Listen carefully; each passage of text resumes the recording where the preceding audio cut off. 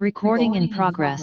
तो कल हम लोगों ने यहाँ पर बात करी थी किस चीज के बारे में, हाइब्रिडाइजेशन के बारे में। ठीक है, हमने आपको ये बताया था कि हाइब्रिडाइजेशन जो है वो इलेक्ट्रोनेगेटिविटी को भी अफेक्ट करता है, प्लस वो अपने आप में क्या करता है, ओरिएंटेशन को भी इफेक्ट करता है, प्लस एनर्जी को भी इफेक्ट करता है। और हाइब्रिडाइजेशन में orbitals, pure orbitals undergo hybridization to form new orbitals of equal energy. Pure orbitals undergoes hybridization to form new orbitals of equal energy. ठीक है, अब हाइब्रिडाइजेशन निकालना भी हमें आना चाहिए। ठीक है, तो क्या मैंने ये लिखवा दिया था कि न्यू हाइब्रिड ऑर्बिटल कितने बनेंगे? हाँ,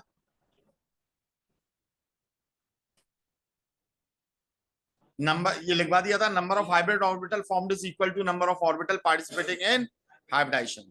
ठीक है, और प्लस मैंने आपको ये बताया था pi bond do not participate in hybridisation.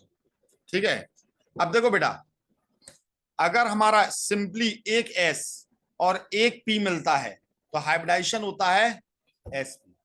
अगर एस और दो पी मिलेंगे तो क्या होगा, sp2। एक एस और दो पी अगर हाइब्रिडाइजेशन में जाएंगे तो ये होगा sp2। एक एस और तीन पी हाइब्रिडाइजेशन में जाएंगे तो ये क्या हो जाएगा, sp3। एक एस तीन पी, पी में तो तीन ही ऑर्बिटल्स होते हैं पी सबशेल के अंदर, और एक डी जाएगा तो हाइब्रिडाइजेशन हो जाएगा sp3d। और यहां अगर एक एस तीन पी और दो डी जाएंगे तो ये क्या हो जाएगा, sp3d2। ठीक है, एक एस तीन पी और तीन डी जाएंगे तो क्या हो जाएगा, sp3d3।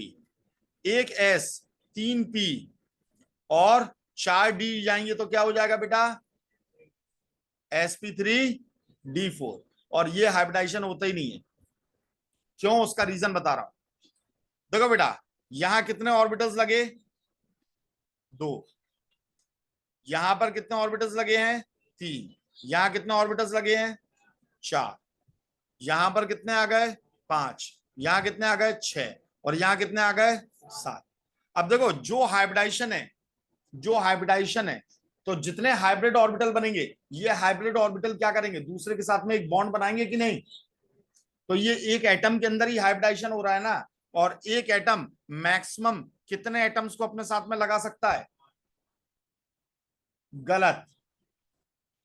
मैक्सिमम कोवेलेंसी याद करो, मैंने क्या बताया था, मैक्सिमम कोवेलेंसी का मतलब क्या होता है, मैक्सिमम कितने एटम्स को एक एटम अपने साथ में लगा सकता है। तो मैंने आपको बताया था मैक्सिमम कितने लगा सकते हैं, छह लगा सकते हैं, चार, पांच, छह।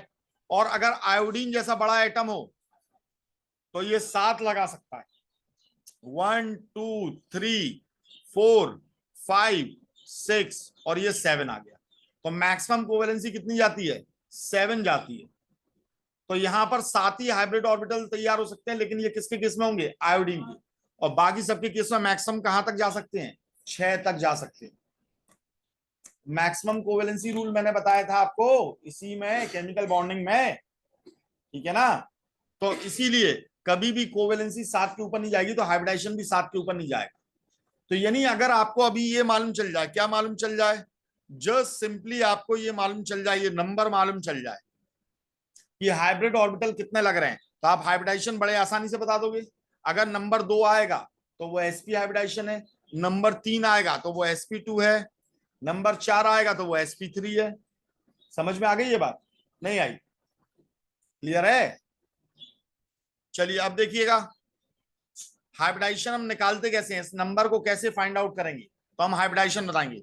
तो सिंपल सी बात है, आपको काउंट करना है, किसे काउंट करना है, आपको काउंट करना है सिग्मा बॉन्ड को, किसे, और प्लस आपको किसे काउंट करना है, लोन पेयर।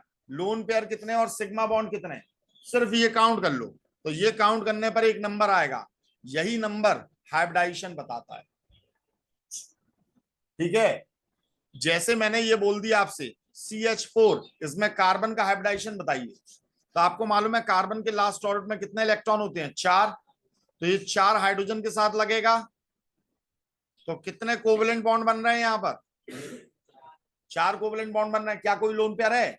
नहीं है। तो आपने लिख दिया 4 प्लस लोन पेयर कितना है? 0। तो नंबर कितना आया? 4। तो हाइब्रिडाइजेशन क्या हो जाएगा? हाइब्रिडाइजेशन क्या हो जाएगा?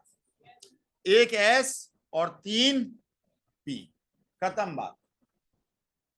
ठीक है, पाई बॉन्ड को नहीं गिनना है इसमें, बस याद रखिएगा। तो CH4 का यहाँ हाइब्रिडाइजेशन क्या हो गया है?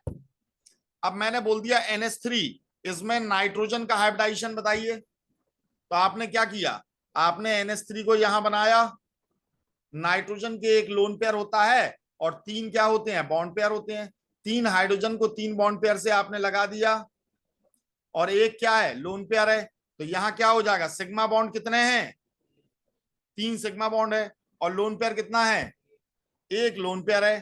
टोटल कितना हो गया नंबर? 4। तो यहां भी क्या हाइब्रिडाइजेशन हो गया नाइट्रोजन का? sp3। कोई प्रॉब्लम इसमें? अब मैंने कहा H2O में ऑक्सीजन का बताइए, निकाल सकते हैं आप लोग? कैसे निकालोगे? ऑक्सीजन है, हाइड्रोजन है, टोटल ऑक्सीजन के लास्ट ऑर्बिट में कितने इलेक्ट्रॉन होते हैं? 6 होते हैं। 6 हो गए, एक एक हाइड्रोजन के साथ लग गया। ठीक है, तो 2 यहां पर बॉन्ड पेयर हो गए और 2 लोन पेयर हो गए, मतलब 2 सिग्मा बॉन्ड हो गए। 2 सिग्मा बॉन्ड हो गए और 2 लोन पेयर हो गए। तो हमने क्या किया? 2 + 2 कितना आया? 4। तो यहां ऑक्सीजन का हाइब्रिडाइजेशन क्या है? sp3 है। अब मैंने बोल दिया PCl5, इसमें फास्फोरस का हाइब्रिडाइजेशन बताइए। तो फास्फोरस के लास्ट ऑर्बिट में हमें मालूम है कितने इलेक्ट्रॉन होते हैं? नाइट्रोजन के जस्ट नीचे पाया जाता है। तो नाइट्रोजन में 5 है, तो इसमें भी कितने होंगे? 5 होंगे। अब 5 क्लोरीन लगना है, तो 5 क्लोरीन लगना है, तो पांचों क्लोरीन एक एक इलेक्ट्रॉन लेकर आ जाएंगे कि नहीं आ जाएंगे? और जब एक एक इलेक्ट्रॉन लेकर यहां पर आ जाएंगे, तो यहां पर 5 सिग्मा बॉन्ड बने कि नहीं बने? क्या कोई लोन पेयर है? नहीं है। तो यहां 5 सिग्मा बॉन्ड बने हैं और 0 लोन पेयर है। टोटल नंबर कितना है? 5। अब बताओ हाइब्रिडाइजेशन क्या होगा? sp3 तो कर ही देते हैं, तो टोटल ऑर्बिटल 4 हुए हैं। अब यहां पर तो 5 है, तो एक और बढ़ाना पड़ेगा, तो क्या हो जाएगा? D। तो sp3d हाइब्रिडाइजेशन हो गया कि नहीं हो गया? कोई प्रॉब्लम इसमें? अब मैंने कहा SF6, जरा इसका फटाफट निकाल कर दिखाइए। BF3 इसका निकाल कर दिखाइए, और BeCl2 इसका निकाल कर दिखाइए। इसमें किसका निकालना है? बी का निकालना है। इसमें किसका निकालना है? बी का निकालना है। इसमें किसका निकालना है? सल्फर का निकालना है। ठीक है, इनके जरा फटाफट मुझे हाइब्रिडाइजेशन निकाल कर दिखाइए। Recording in progress. बहुत क्विक करना सीखिए इन्हें। मैं कितनी बार बता चुका हूं कि जैसे सल्फर है वो ऑक्सीजन के नीचे है, ये मेमोराइज कर लो। देखो जरा, नाइट्रोजन के नीचे कौन है? फास्फोरस। ऑक्सीजन के नीचे कौन है? सल्फर। तो अगर इसके लास्ट ऑर्बिट में 5 इलेक्ट्रॉन है, तो इसके भी लास्ट ऑर्बिट में 5 इलेक्ट्रॉन होंगे। इसके लास्ट ऑर्बिट में 6 इलेक्ट्रॉन है, तो इसके भी लास्ट ऑर्बिट में 6 इलेक्ट्रॉन होंगे। कम से कम ये बात तो दिमाग में डाल लो। राजुल यहां देखो, ये समझ में आ रहा है? नाइट्रोजन के लास्ट ऑर्बिट में 5 इलेक्ट्रॉन है, तो फास्फोरस के भी लास्ट ऑर्बिट में 5 इलेक्ट्रॉन होंगे। ऑक्सीजन के लास्ट ऑर्बिट में 6 इलेक्ट्रॉन है, तो फास्फोरस के भी होंगे। तो कोई डिफरेंट तरीके से बिहेव नहीं करेगा। कम से कम अभी तक नहीं आता है तो अब तो सीख लो, ये चीज समझ जाओ। तो यहां पर अगर मैंने ऑक्सीजन बनाया, इसके 6 हैं, तो बिल्कुल वैसे ही यहां पर सल्फर का भी बनेगा। सल्फर के टोटल इलेक्ट्रॉन कितने हो गए? 6 हो गए। अब यहां पर कितने फ्लोरीन लगना है? 6 लगना है। तो सभी को अनपेयर्ड कर दोगे भाई, सारे फ्लोरीन अपने अपने इलेक्ट्रॉन लेकर आएंगे कि नहीं आएंगे? तो हमने ये 6 फ्लोरीन लगा दिए, है ना? तो सारे के सारे बॉन्ड पेयर हो गए, एक भी लोन पेयर नहीं है। और सबने सिंगल सिंगल बॉन्ड बनाया, तो सारे सिग्मा बॉन्ड है। तो यहां पर 6 सिग्मा बॉन्ड है, 0 लोन पेयर है। नंबर कितना आ गया? 6। हाइब्रिडाइजेशन क्या हो गया? sp3। अब देखो 5 में sp3d आया था, तो 6 में हो गया sp3d2। अब ये b है, इसके लास्ट ऑर्बिट में कितने इलेक्ट्रॉन है? 3 इलेक्ट्रॉन है। तो 3 फ्लोरीन आए, ये लग गए भाई, और कोई भी लोन पेयर नहीं है। तो यहां पर कितना हुआ? 3 + 0 3 आया। हाइब्रिडाइजेशन बोलो राजुल कितना होगा? sp3 एक ऐसे और 3 p हैं, तो 4 हो गया ना नंबर, और नंबर यह हमारा कितना है 3, तो 3 के लिए एक एस लोगे, और अब कितने बचे 2 बचे, 3 में से एक गया तो 2 बचेंगे कि नहीं, तो यहां पर क्या हो जाएगा sp2। ठीक है, अब ये है बी के लास्ट ऑर्डर में 2 ही इलेक्ट्रॉन होते हैं, तो 2 क्लोरीन के साथ में ये लगा, तो टोटल सिग्मा बॉन्ड कितने हो गए +0, आ गया 2, इसका हाइब्रिडाइजेशन बोलो sp। तो बताओ हाइब्रिडाइजेशन निकालना कोई बहुत मुश्किल है? अब हाइब्रिडाइजेशन के लिए आपकी बुक में बहुत खतरनाक सा वो जी करके इस तरीके का फॉर्मूला दिया हुआ है। देखिए भाई, आपसे पूछा जाएगा, आपसे ये पूछा जाएगा हाइब्रिडाइजेशन इसकी क्या है, ये नहीं पूछा जाएगा कि इस तरीके से निकालो। तो आपको सिर्फ और सिर्फ हाइब्रिडाइजेशन निकालना चाहिए, निकालना आना चाहिए, और क्विक निकालना आना चाहिए, क्योंकि वो सिर्फ हाइब्रिडाइजेशन पूछ रहा है, वो आपसे तरीका नहीं पूछ रहा है। ठीक है, और हाइब्रिडाइजेशन निकालने के बहुत सारे तरीके होते हैं, कोई एक तरीका नहीं होता है। अभी आगे आप देखते जाएंगे, आपको बहुत सारे इसके तरीके देखने को मिलेंगे हाइब्रिडाइजेशन निकालने के। ठीक है, हाँ बोलिए क्या कह रहे थे?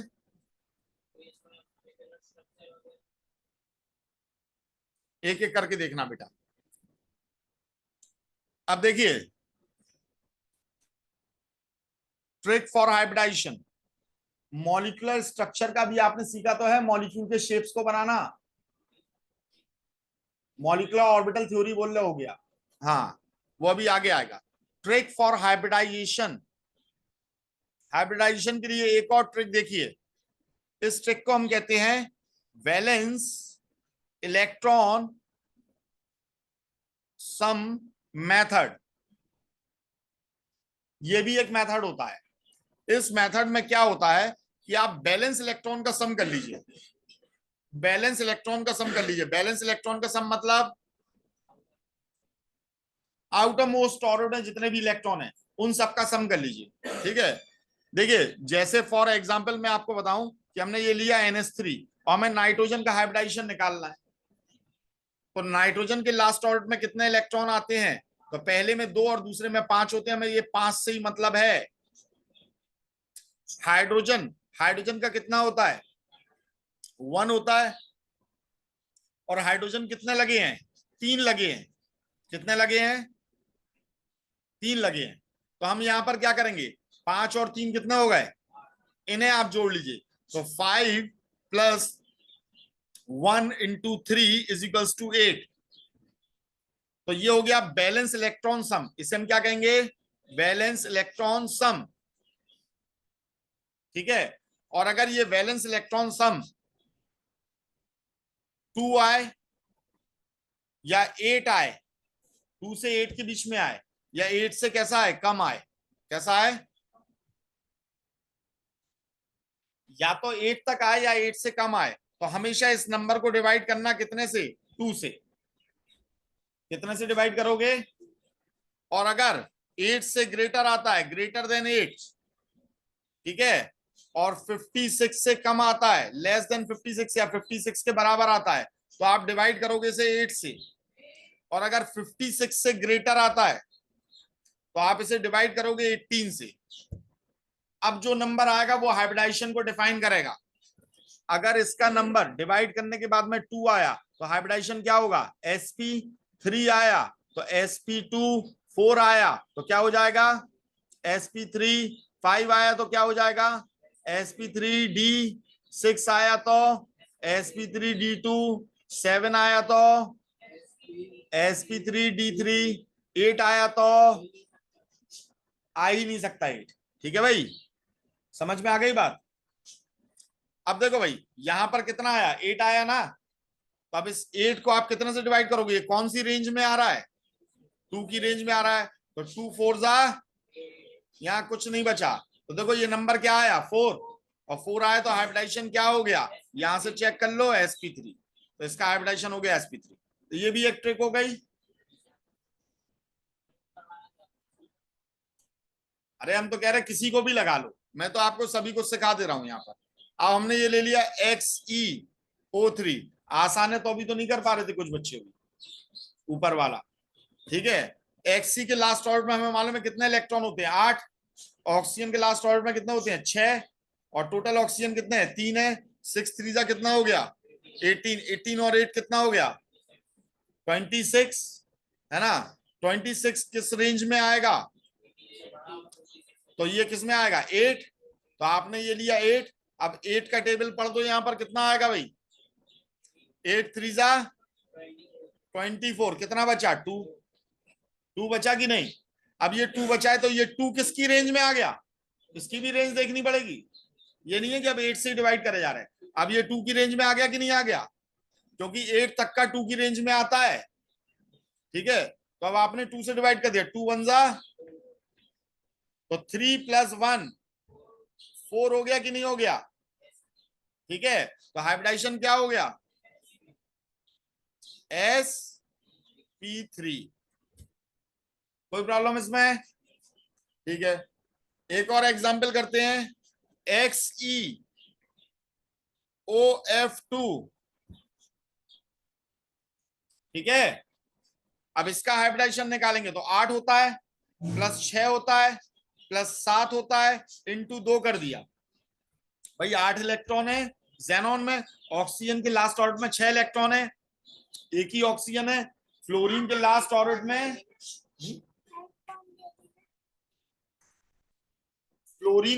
ऑर्बिट में कितने इलेक्ट्रॉन होते हैं? 7 होते हैं। और अगर आपके ये 7 है तो यहाँ फ्लोरीन कितने हैं? 2 हैं। 7 2 जा 14, 14 और 6 20, और 28 कितना आ गया? 28 आ गया। 28 किस रेंज में आ रहा है? 8 की रेंज में आ रहा है। 8 4 जा,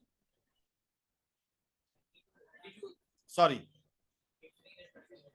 8 3 जा, अरे हम गलत लिख रहे हैं। हाँ, 8 3 जा 24, कितना बचा? 4 किसकी रेंज में आ जाएगा? तो 2 2 जा 0 बचा। 3 और 2 कितने हो गया? 5 का मतलब sp3d। Is it clear? तो क्या भी ये कठिन है? अभी तक तो कह रहे थे वो आसान है, उसमें तुम्हें लोन पेयर वगैरह ये सब गिनना पड़ेंगे। यहां तुम्हें लोन पेयर भी नहीं गिनना है। चीजें देखो कितनी जल्दी जल्दी हो जाएंगी, है ना।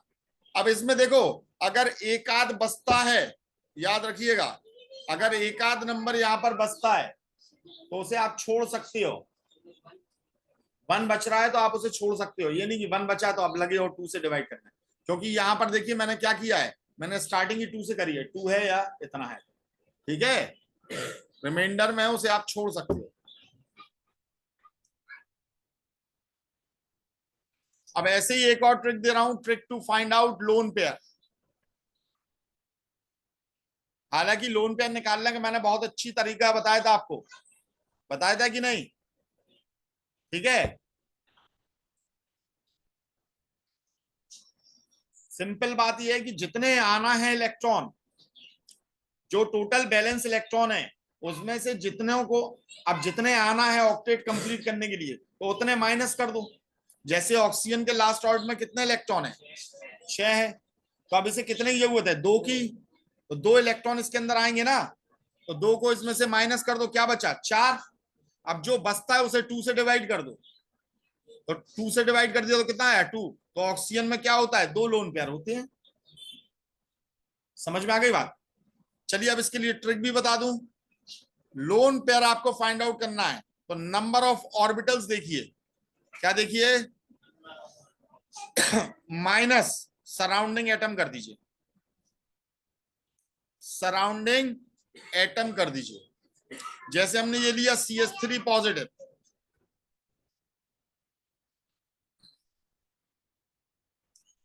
चलो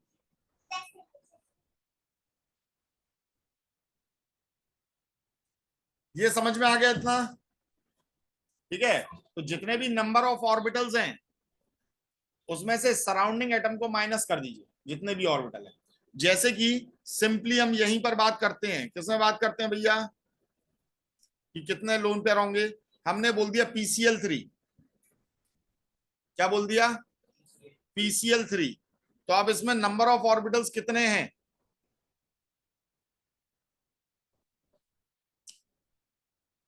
नंबर ऑफ ऑर्बिटल्स इसमें कितने हैं?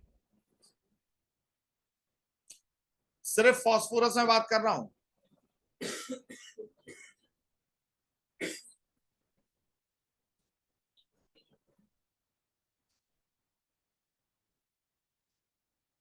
टोटल इलेक्ट्रॉन कितने होते हैं? 5। लास्ट ऑर्बिटल है, पांचों इलेक्ट्रॉन 5 ऑर्बिटल में होंगे कि नहीं होंगे?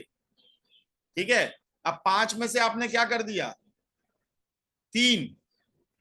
3 सराउंडिंग एटम हो गए, पेरिफेरल क्लोरीन हो गए, तो अब कितने इलेक्ट्रॉन बचे? 2। अरे 5 थे ना भाई, 5 थे ना। सराउंडिंग एटम कितने हो गए? 3। तो अब कितने बचे? 2 बचे ना, और 2 का कितना पेयर बनेगा? 1 पेयर बनेगा। ठीक है, और कंफ्यूज हो तो नहीं लगाना इसे। ठीक है, अब थोड़ी सी मुझे फटाफट जरा हाइब्रिडाइजेशन निकाल कर बताइए, जिसकी मैं बोल रहा हूं। Find out hybridization, find out hybridization. अब कोई सा भी मेथड लगाइए जो आपको सही लगता हो। तो आप मुझे निकाल के दिखाइए। CH3 पॉजिटिव, इसे हम बोलते हैं कार्बोकैटायन। कैटायन मतलब होता है पॉजिटिव चार्ज। अब जब कार्बन पर आ जाएगा तो कार्बोकैटायन कहेंगे। CH3 नेगेटिव, इसे क्या कहेंगे? नेगेटिव वाले को बोलते हैं एनाइन। तो ये कार्बन पर आया तो क्या बोलेंगे? कार्बो एनाइन? जी नहीं, इसे सिंपली बोलते हैं कार्बेनाइन। क्या बोलते हैं? कार्बेनाइन। कार्बो एनाइन नहीं बोलना। CH5 पॉजिटिव, तो ये क्या बन जाएगा? Carbonium ion. और CH3 और ये लगा दिया तो हम इसे बोलते हैं free radical. Carbon free radical हो गया ये। तो इन सब की हाइब्रिडाइजेशन निकाल के दिखाइए। ठीक है, और इसके साथ में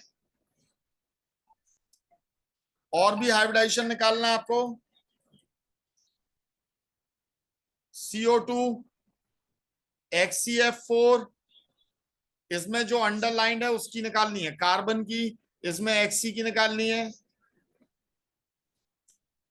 फिर एक मॉलिक्यूल है पूरा CH3 CH2 CH double bond CH2, ये पूरा एक मॉलिक्यूल है। इसमें आपको सभी कार्बन की हाइब्रिडाइजेशन बतानी है अलग अलग। ठीक है भाई।